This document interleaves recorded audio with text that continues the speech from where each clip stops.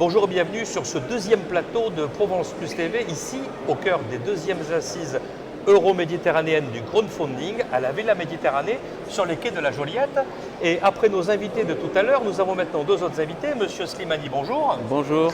Monsieur Jeunet, bonjour. Bonjour. Qui vont nous décliner chacun les modalités d'organisation de leur manière de collecter, de concentrer des projets, de les valoriser, de travailler finalement dans des problématiques qui les intéressent, qui sont un peu la spécificité d'ailleurs de leur organisation. On va commencer par vous, peut-être Monsieur Slimani. Merci. Vous êtes un peu le Marseillais de l'étape. Oui. Voilà, vous allez vous présenter rapidement et nous dire un petit peu votre organisation, comment elle fonctionne. Merci de Tahar Slimani. Donc, je suis président fondateur de la plateforme Kaalici, qui est effectivement une plateforme française installée à Marseille, tournée sur l'Euro-Méditerranée.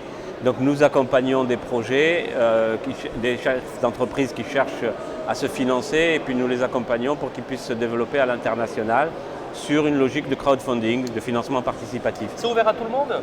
C'est ouvert à toutes les entreprises qui ont une existence. Alors on doit déjà exister. On doit être une entreprise ou alors une association, une coopérative, une mutuelle, c'est quoi l'idée ? Pour nous, il faut être une entreprise qui a un capital et qui ouvre son capital, une partie de son capital, entre 5 et 30% maxi. Et contre cette souscription, les investisseurs vont prendre des participations. D'accord, donc on est vraiment là, non pas dans la love money, de l'origine du crowdfunding, on est dans de l'activité financière que vous régulez, voilà. Où effectivement auprès de vos donneurs d'ordre, vos prescripteurs, le réseau qui est le vôtre, voilà. Vous leur dites voilà, moi j'ai telle et telle entreprise qui vend tant de pourcents de son capital. Voilà, et la particularité du crowdfunding, c'est que vous n'allez pas trouver peut-être 3 personnes qui vont mettre 100 000 euros chacune, mais vous pouvez trouver 300 personnes qui vont mettre 1 000 euros chacune.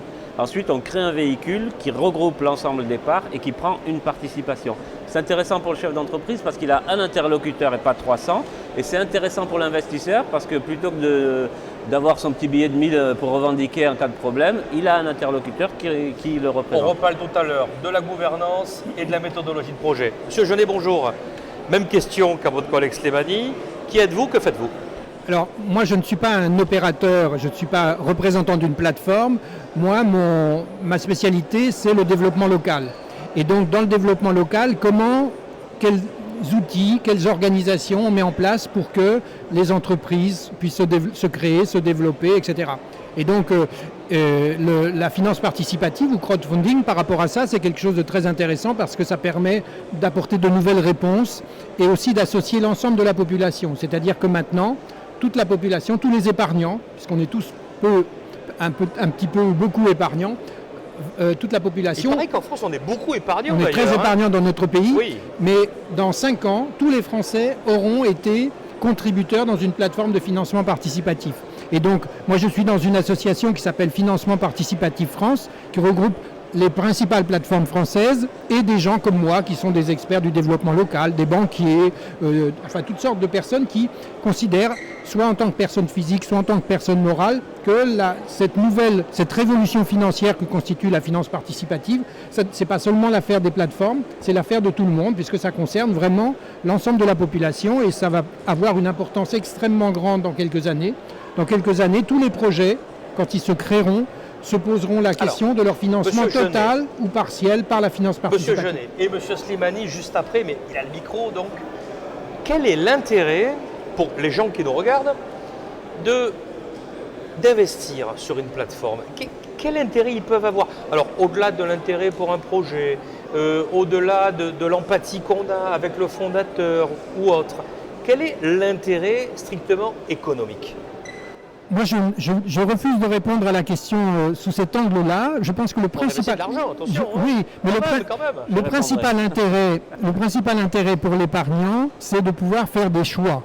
C'est-à-dire qu'on est dans une situation actuellement où ceux qui décident de l'affectation de l'argent, qu'il soit public ou privé, sont un nombre limité de personnes. Avec la finance participative, on va offrir à chacun la possibilité d'intervenir sur le choix de la destination finale. Et donc, on va devenir tous davantage en capacité, davantage en responsabilité. Et ça, pour moi, c'est le fait principal. Alors après, effectivement, on peut faire si on prend des parts dans une société qui se crée, si on devient actionnaire de cette société par le biais d'une plateforme de capital, effectivement, on peut espérer un gain si la société réussit. ces parts vont pouvoir prendre de la valeur ou pas, selon la réussite. Si on apporte un prêt, il y a des plateformes de prêts aux entreprises qui servent des intérêts tout à fait significatifs, entre 6 et 10%, pour des périodes qui vont de 1 an à 2 ans. Premier intérêt déjà, quand Un même. intérêt. Bien sûr. Et Mais puis dans si les on fait, sociétés aussi. et si Dans on fait du don, l'investissement. on peut faire du don total. Dans ce cas-là, évidemment, c'est seulement, on le fait parce qu'on a envie de le faire et d'aider un projet.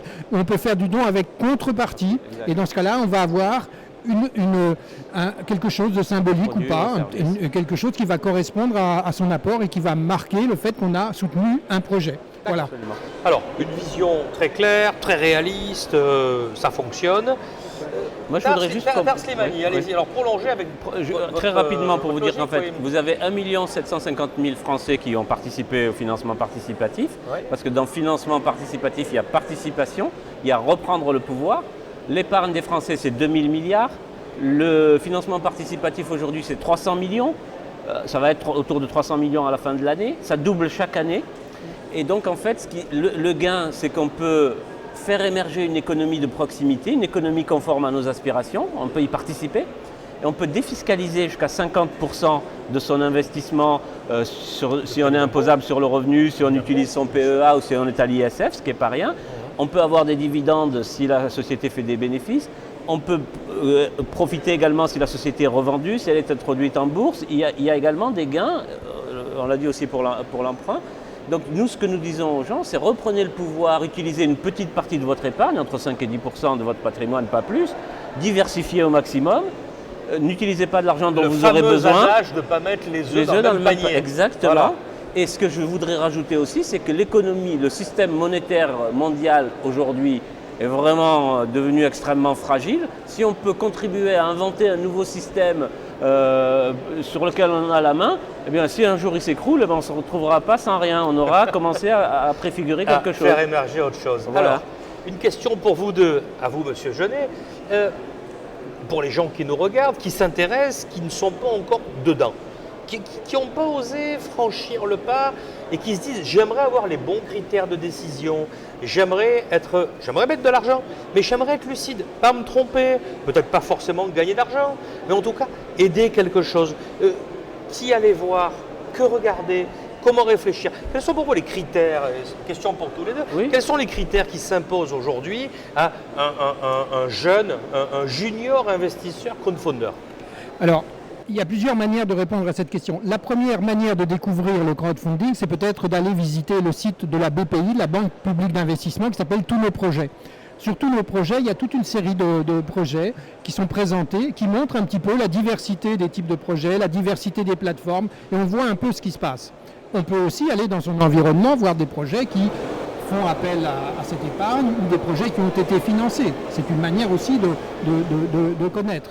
Et puis, ce qui est intéressant avec la finance participative, c'est que moi, je connais bien l'activité des business angels qui mettent beaucoup d'argent dans des boîtes en création. Quand on met dans des petites boîtes, comme l'a dit notre ami, on peut mettre 500 ou 1000 euros. Quand on met 500 ou 1000 euros, on ne va pas passer 6 mois à étudier le projet. On étudie, mais on n'est pas aussi exigeant. On va faire davantage appel à son intuition, à son coup de cœur, au supplément d'intérêt, de passion, L'empathie, à l'empathie, voilà. au fait que À ça sert l'intelligence à l'intérêt collective général, aussi, Voilà, parce qu'on la est plusieurs à santé, échanger. la Tout à fait. santé, au fait que ça crée une activité en proximité. Enfin, il y a tous ces critères un petit peu subjectifs, mais ô combien importants, qui vont permettre à l'épargnant de décider. Je pense que ça, c'est important de le souligner. D'accord, très bien. M. Slimani, pour des montants plus élevés, j'ai envie de mettre 50, 100, 150 000 euros. Quel va être mon pouvoir réel ensuite dans cette organisation? Quels sont mes critères? J'en fais un véritable investissement. Alors, soit je les mets en C'est le cas bourse chez nous. sur une action qui a l'air de monter, Ouais. mais on m'a dit aussi que cette entreprise au niveau local, qui est en train de faire son appel de fonds par crowdfunding, a l'air intéressante. Comment je fais? Qu'est-ce que je fais? Par exemple, si vous venez sur la plateforme Calici, Oui. vous allez voir une entreprise marseillaise qui s'appelle Totem Mobi, qui fait des véhicules électriques en autopartage, qui les loue, qui est en train de se développer, qui fait appel à une levée de fonds de 200 000 euros. Donc vous allez avoir un dossier sur lequel il y aura eu par des spécialistes une analyse sur la dimension juridique, sur la dimension financière, sur l'environnement du projet, la R&D, la stratégie commerciale. Vous allez avoir tous ces éléments qui sont déjà réalisés. Et ensuite, vous allez partager avec d'autres investisseurs, vous allez échanger, vous allez poser des questions aux chefs d'entreprise.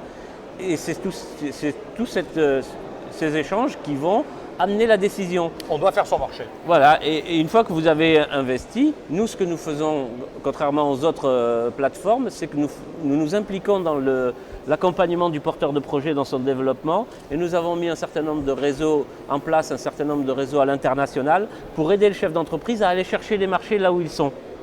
Et donc, en développant le business de l'entreprise, on sécurise votre investissement. Accompagnement, suivi. Monsieur Jaudet, justement, cette question du suivi de l'investisseur, de tous ces critères de transparence, il faut quand même vraiment un peu la différence entre tel engagement financier et tel engagement financier.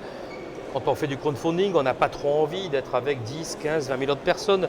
Comment on peut resingulariser les gens qui nous font confiance, même sur des petits montants ?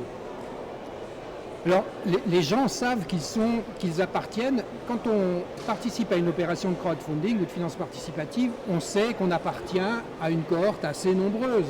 Et après tout, ce n'est pas désagréable non plus de faire une conjuration positive, d'apporter quelque chose et de se retrouver entre personnes qui se reconnaissent dans un projet et qui vont permettre à ce projet de franchir une étape ou au moins de rentrer dans la réalité. Donc il y a cette idée qu'on va devenir partie d'un ensemble.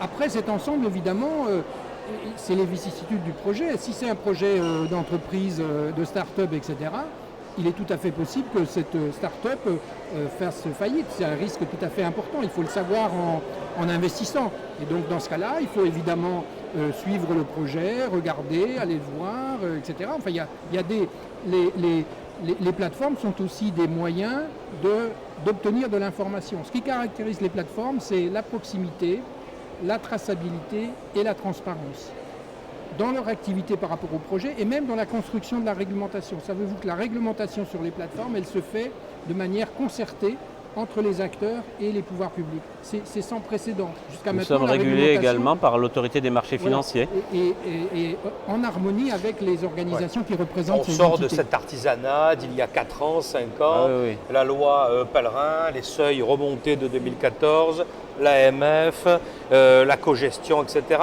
Messieurs, le mot de la fin, M. Slimani, pour les gens qui nous regardent, qui ne savent pas encore un petit peu où ils vont avec cette finance nouvelle, qu'est-ce que vous dites pour les amener vers nous justement, vers tous les gens qui sont ici aujourd'hui à la Villa Méditerranée, qui sont la grande communauté du crowdfunding euro-méditerranéen? Qu'est-ce que vous leur dites pour qu'ils viennent vers nous?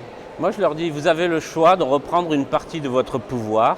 Vous avez la possibilité de faire émerger une nouvelle économie plus conforme à vos aspirations, plus partageuse, moins polluante, qui utilise moins de ressources, qui respecte le citoyen, qui respecte la nature et qui est beaucoup plus positive. Vous pouvez le faire. Faites-le si vous êtes intéressé par un thème, si c'est le développement durable, le social, la santé, vous avez des plateformes qui choisissent des thèmes. Si vous voulez de la proximité, vous avez de plus en plus, vous avez Provence Booster ici, vous avez des entreprises bretonnes, etc. Donc vous avez des spécialisations territoriales, vous avez des structures qui sont ouvertes sur le monde comme la nôtre. Donc choisissez celle qui vous plaît. Mais faites-le. Mais soyez acteur. Prenez votre pouvoir. Monsieur Genet. Oui, la même chose et en insistant sur le fait que chacun choisit ses propres buts. Ça peut tout à fait être le rendement, ça peut être l'intérêt général, ça peut être le don des intéressés, ça peut être l'environnement, etc. Vraiment, l'acteur est au cœur et c'est à lui de juger. Et c'est ça le point marquant de cette évolution et c'est ça qui en fait une révolution financière et culturelle aussi. Révolution culturelle et financière. Messieurs, merci d'avoir été sur ce plateau avec nous. Merci de nous avoir accueillis. On vous retrouve sur votre site www.kalisi.fr. Et vous? Et celui de donc Financement Participatif France ou Financement Participatif en Méditerranée qui va organiser un grand événement l'année prochaine sur la rive sud sur ce sujet du crowdfunding. Que l'on suivra. Merci messieurs.